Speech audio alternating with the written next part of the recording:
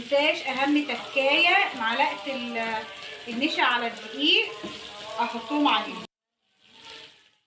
كده احنا خلصنا مع بعض الكشري الجميل بتاعنا البسيط جدا بمقادير بسيطه جدا وطعم حكايه. بصي انا طبعا رصيته، حطيت الرز الاول ابو شعريه تحت، بعد كده حطيت المكرونه، وبعد كده حطيت العدس من فوق، وطبعا التقليه بتاعتنا اللي هي البصله بتاعتنا المحمره، وحطينا الحمص رصيناه. طبعا انت بقى الرصه اللي انت عايزاها. طبعا الشطه بتاعتنا الجميله اللي هي عملناها سريعه جدا، خدنا من الصلصه ومعلقه شطه ومعلقه زيت وقلبناهم مع بعض، بقت شطه حلوه. وبصي الزيت في الوش ازاي. وطبعا الصلصه بتاعتنا انا ما رضيتش احط صلصه على الكشري بتاعنا الجميل، عشان في ناس بتحب صلصه قليله، ناس صلصه كتيره.